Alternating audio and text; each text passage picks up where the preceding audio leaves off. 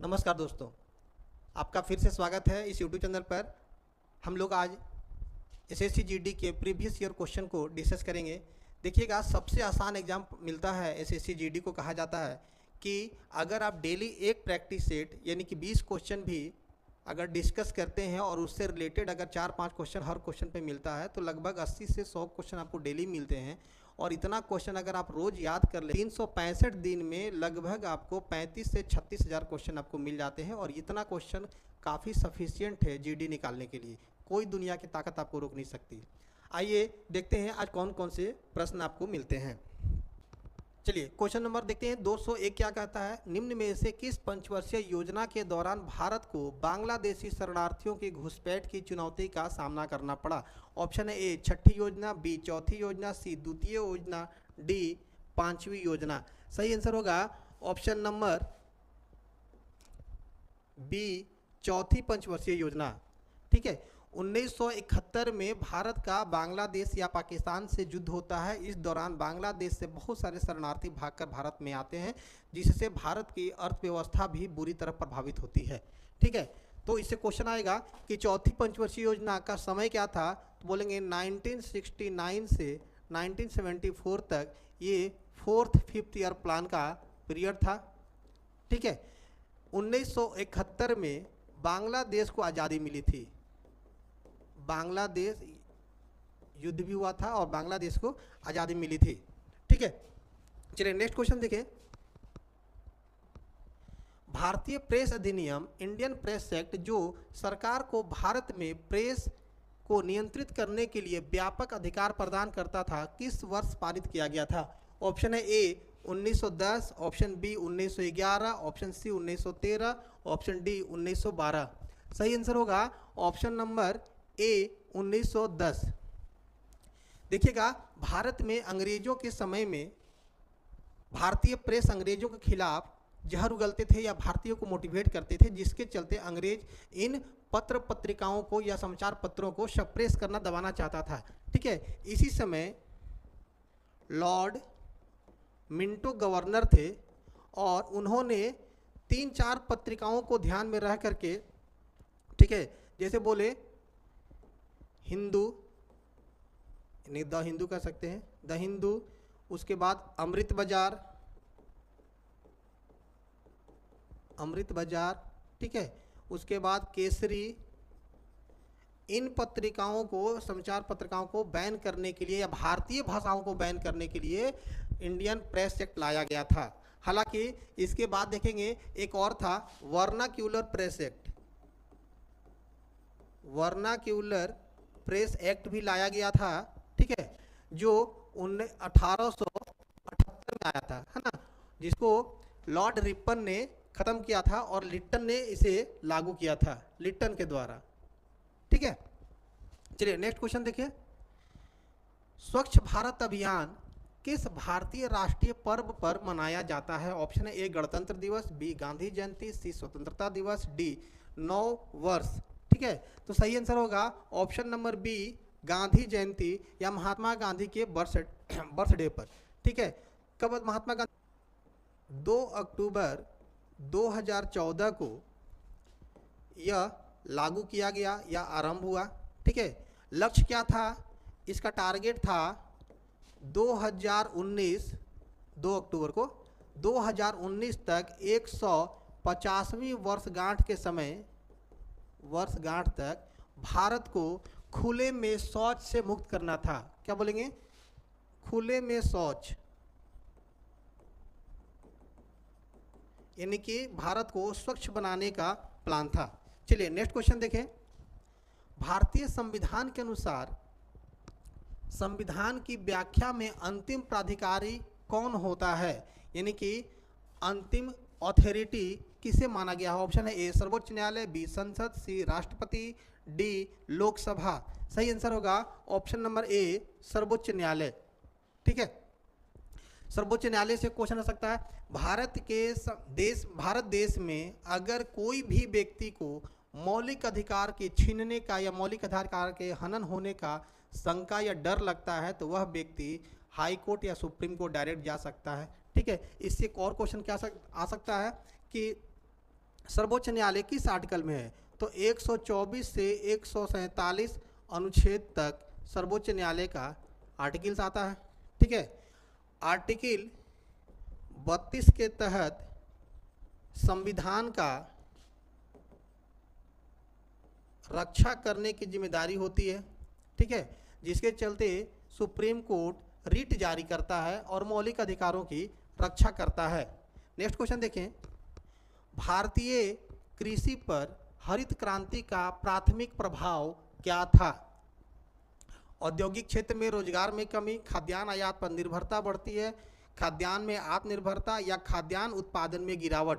तो सही आंसर होगा यहाँ पर ऑप्शन नंबर सी, खाद्यान्न में आत्मनिर्भरता। ठीक है, क्या है? हरित क्रांति। तो हरित क्रांति से कुछ फैक्ट्स आपको एग्जाम में पूछे जा सकते हैं। क्या भाई? तो भारत में हरित क्रांति 1960 के दशक में आया था। किसके सहयोग से? तो कह सकते हैं भारतीय वैज्ञानिक MS स्वामीनाथन के माध्यम से हरित क्रांति लाया गया था और इसमें गेहूं के उत्पादन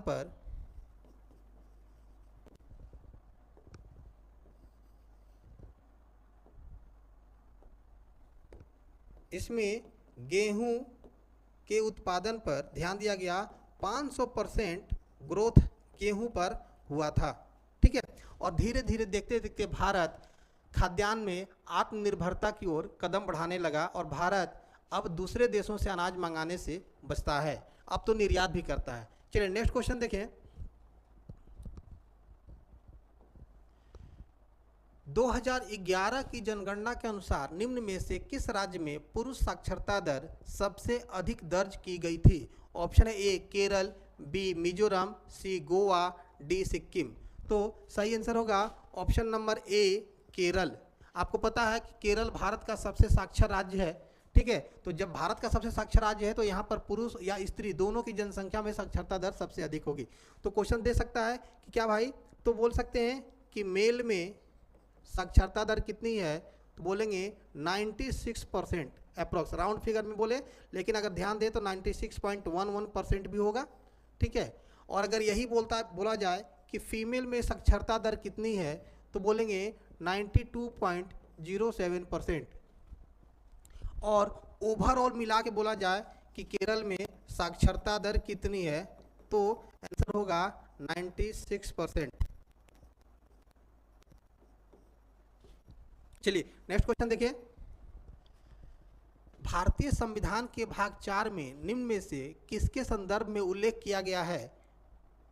भाग 4 में किसके संबंध में उल्लेख किया गया है? मौलिक अधिकार, नागरिकता, राज्य और केंद्र शासित प्रदेश, राज्य के नीति निर्देशक सिद्धांत। ऑप्शन डी सही आंसर होगा, राज्य के नीति निर्देशक सिद्धांत। ठीक है, इससे संबंधित क्या क्या क्वेश्चन आ सकते हैं कि यहाँ क्वेश्चन खुद दिया हुआ है कि भाग 4 यानी कि भाग 4 में इसका वर्णन किया गया है। अगला क्वेश्चन दे सकता है आर्टिकल क्या है? तो बोलेंगे अनुच्छेद 36 से 51 तक। ठीक है, और इसमें क्या बोला गया है, उसका उद्देश्य क्या है? तो बोलेंगे कल्याणकारी राज्य की स्थापना करना, कल्याणकारी राज्य की स्थापना, या इसको इंग्लिश में कह सकते हैं वेलफेयर स्टेट। नेक्स्ट क्वेश्चन देखिए, पद्म भूषण प्राप्तकर्ता CV चंद्रशेखर भारत की निम्नलिखित में से किस शास्त्रीय नृत्य शैली के कलाकार हैं? ठीक है, option A Bharatanatyam, B Mohiniyattam, C Kathak, D Kathakali. तो यहाँ पर सही आंसर होगा ऑप्शन नंबर ए भरतनाट्यम। ठीक है, और भरतनाट्यम से और दो क्वेश्चन क्या हो सकता है कि भरतनाट्यम देवदासी परंपरा पर आधारित है। ठीक है, उसके बाद क्वेश्चन दे सकता है कि इनको CV चंद्रशेखर को कब मिला था यह पुरस्कार? तो बोलेंगे 2011 में मिला था। और ये बेसिकली क्या थे? तो नृत्य के साथ साथ संगीतकार भी हैं, कोरियोग्राफर भी हैं और डांसर तो हैं ही, नृत्य करता हैं ही। ठीक है, नेक्स्ट क्वेश्चन देखें, 2010 में हुए 19वें राष्ट्रमंडल खेलों का उद्घाटन समारोह किस स्टेडियम में आयोजित किया गया था? ठीक है, ऑप्शन है Arun Jaitley stadium, B Jawaharlal Nehru stadium, C major Dhyanchand national stadium, D Talkatora indoor stadium. सही आंसर होगा option number B Jawaharlal Nehru stadium. ठीक है, देखिए यहाँ से कुछ फैक्ट्स है खुद से कि 2010 में क्या हुआ था, 19वां राष्ट्रमंडल खेल हुआ था और भारत में कहाँ हुआ था? ठीक है, नई दिल्ली में जवाहरलाल नेहरू स्टेडियम में। ठीक है, एक क्वेश्चन और दे सकता है कि इस स्टेडियम में जब ये स्टार्ट हुआ था, इस खेल का उद्घाटन किसने किया? इस खेल का उद्घाटन किया था ब्रिटेन के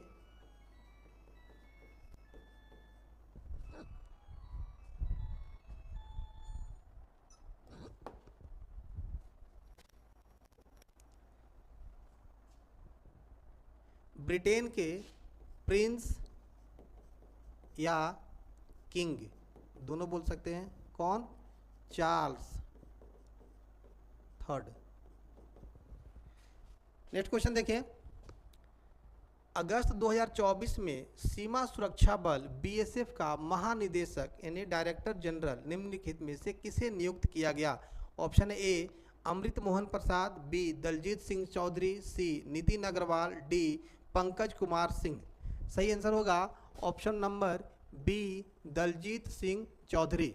ठीक है, तो ये क्वेश्चन दे सकता है कि 2024 में इनकी नियुक्ति हुई थी, लगभग ये 2030 तक इनका पद रहेगा। ठीक है, एक क्वेश्चन और दे सकता है कि बीएसएफ की स्थापना कब हुई थी? ठीक है, तो बोल सकते हैं बीएसएफ की स्थापना 1 दिसंबर 1965 को हुई थी।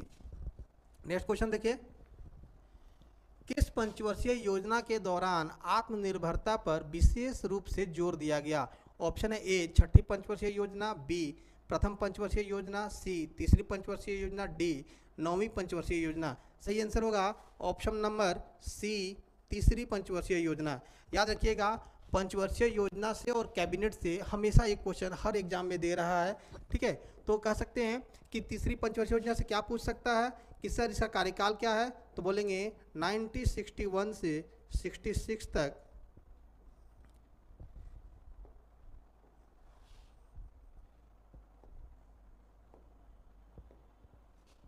इसका कार्यकाल क्या था या पीरियड क्या था? तो 1966 से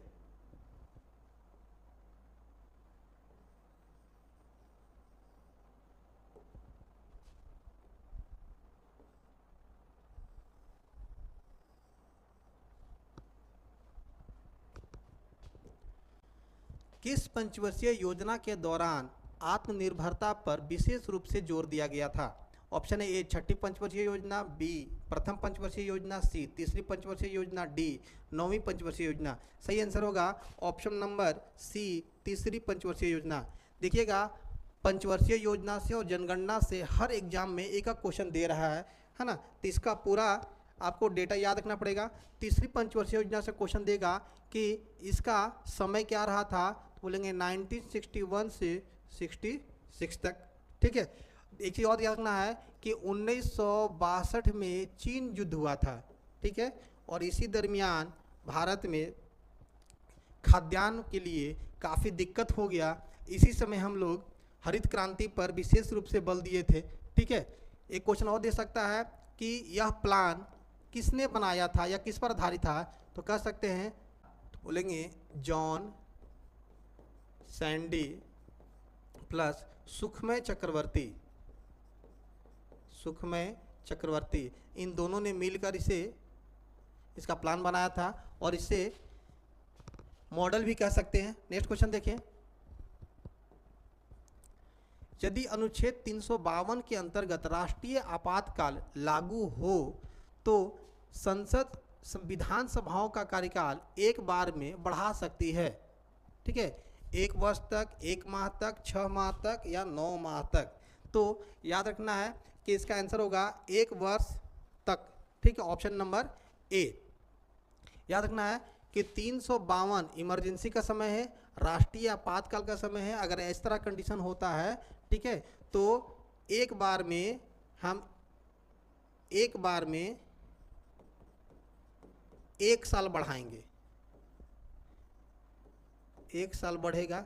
पर ये कितनी बार बढ़ेगा इसकी कोई लिमिट नहीं है, बार बार भी हम कर सकते हैं। पर अगर इमरजेंसी खत्म हो जाए, इमरजेंसी के बाद, है ना, ये सिर्फ 6 माह तक बढ़ सकता है। ठीक है, एक क्वेश्चन और दे सकता है कि सर राष्ट्रीय आपातकाल कितनी बार लगा है, तो कह सकते हैं 3 बार। कब कब? 1962 में, 1971 में और 1975 में। ठीक है, 1962 में चीन युद्ध के समय, 71 में पाकिस्तान या बांग्लादेश के आज़ादी के समय में, और 1975 में इंदिरा गांधी द्वारा आंतरिक अशांति के दौरान। नेक्स्ट क्वेश्चन देखें। डैश त्यौहार जिसमें नाग देवी मनसा की पूजा की जाती है, भारत में बंगाल और झारखंड के कुछ हिस्सों में मनाया जाता है। कौन सा त्यौहार? ऑप्शन ए बिहुला, कुंभ, मत्स्य, अम्बुबासी। सही आंसर होगा ऑप्शन नंबर ए बिहुला। देखिए क्या बोला गया है, बंगाल और झारखंड। लेकिन याद रखना है, हो सकता है आगे क्वेश्चन दे दे कि बिहुला बिहार में भी मनाया जाता है। ठीक है, कह सकते हैं बिहार के भागलपुर, मुंगेर, पूर्णिया, इन क्षेत्रों में भी, यानी कह सकते हैं बिहार में भी मनाया जाता है। ठीक है, मनसा देवी क्या है, तो यह विश्व हर देवी के रूप में इनकी पूजा की जाती है। ठीक है, सांप काटने से सुरक्षा, सांप से सुरक्षा के रूप में इनकी पूजा की जाती है। ठीक है, नेक्स्ट क्वेश्चन देखा जाए। बैडमिंटन का बॉडी यानी शटलकॉक 16 पंखों से बना होता है। यह 62.70 मिलीमीटर लंबा होता है और इसका वजन डैश के बीच होता है। ठीक है, तो पकड़ना है शटलकॉक का मतलब क्या होता है या बॉडी का मतलब क्या होता है। बैडमिंटन खेलते इसमें जो कॉर्क होता है उस कॉर्क को ही हम लोग शटलकॉक कहते हैं। इसमें 16 पंखे होते हैं या 16 पंखों का बना होता है ना। इसकी लंबाई पंखों की लगभग 62.70 मिलीमीटर होता है।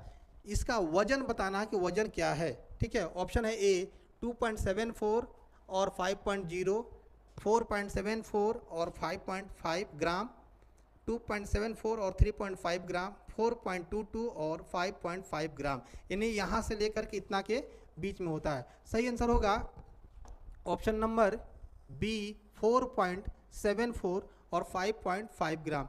एक क्वेश्चन और दे सकता है, ठीक है, कि इसका रेडियस कितना होता, तो कह सकते हैं लगभग 3 सेंटीमीटर, है ना, रेडियस या त्रिज्या। नेक्स्ट क्वेश्चन देखें। अनिल श्रीनिवासन भारत के अद्वितीय कलाकारों में से एक हैं। वे कौन सा वाद्य यंत्र बजाते हैं? ऑप्शन है ए पियानो, बी वायलिन, सी मैंडोलिन, डी बांसुरी। सही आंसर होगा ऑप्शन नंबर ए पियानो। ठीक है, देखेंगे कि अनिल श्रीनिवासन क्या हैं, तो बोलेंगे वेस्टर्न यानी पश्चिमी सभ्यता वाले, वेस्टर्न प्लस कर्नाटका शैली।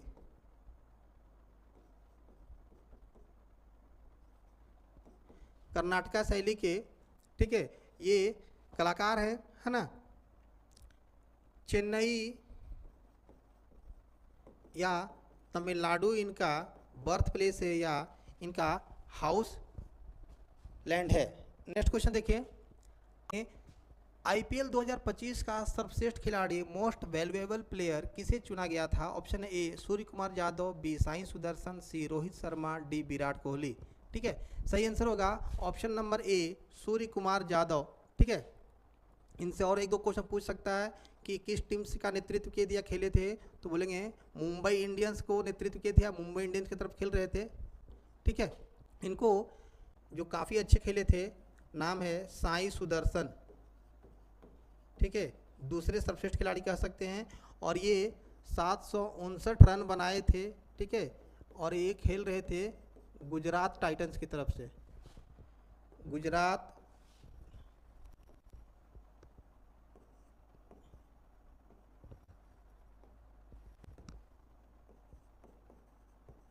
टाइटंस। ठीक है। नेक्स्ट क्वेश्चन देखें, समुद्री समीर बहती है दिन के समय, रात के समय, दोनों समय या मौसमी। ठीक है, सही आंसर होगा ऑप्शन नंबर ए, दिन के समय। देखिएगा कि ज्योग्राफी में समीर दो प्रकार का होता है, एक को बोलते हैं समीर दो प्रकार का होता है, एक को बोलते हैं समुद्री समीर यानी कि सी ब्रिज, और एक को बोलते हैं स्थलीय समीर। ठीक है, इसको बोलते हैं लैंड ब्रिज। ठीक है, अब देखना है कि ये किस में चलेगा। तो जब समंदर से हवा स्थल की ओर चलती है ना, तो उसको बोलेंगे समुद्री समीर, और जब स्थल से समुद्र की ओर चलेगी तो इसको बोलेंगे स्थलीय समीर। ठीक है, तो समुद्री समीर का मतलब हो गया समुद्र की हवा स्थल की ओर आ रही है, तो यह दिन के समय होगा, क्योंकि दिन में स्थल गर्म हो जाता है तो यहाँ पर लो प्रेशर बन जाएगा, और समुद्र में क्या होता है, समुद्र ठंडा होता है, तो यह ठंडा हवा हमेशा हाई प्रेशर से लो प्रेशर की ओर चलता है। ठीक है, चलिए नेक्स्ट क्वेश्चन देखें, द्विवेही भारत के किस पड़ोसी देश की राजभाषा या ऑफिशियल लैंग्वेज है। Option A Sri Lanka, B Myanmar, C Maldives, D Bhutan. सही आंसर होगा ऑप्शन नंबर सी मालदीव। ठीक है, इससे और एक दो क्वेश्चन पूछ सकता है क्या भाई, तो मालदीव कहाँ है, तो यह हिंद महासागर में एक द्वीपीय देश है। ठीक है, छोटा सा देश है, बहुत खूबसूरत देश है, अर्थव्यवस्था यहाँ का टूरिस्ट डिपार्टमेंट टिका हुआ है, बहुत ही ज़बरदस्त अर्थव्यवस्था इस देश की है। ठीक है, क्वेश्चन और दे सकता है कि मालदीव की राजधानी क्या है, तो बोलेंगे माले। ठीक है, एक और क्वेश्चन दे सकता है कि इसकी लिपि क्या है, तो बोल सकते हैं थाना। ठीक है, चलिए नेक्स्ट क्वेश्चन देखें, निम्न में से किसे जून 2024 में जनजातीय कार्य मंत्री के रूप में नियुक्त किया गया था। ठीक है, ऑप्शन है भूपेंद्र यादव, बी श्री जुएल उरांव, सी प्रहलाद जोशी, डी अर्जुन मुंडा। सही आंसर होगा ऑप्शन नंबर बी श्री जुएल उरांव।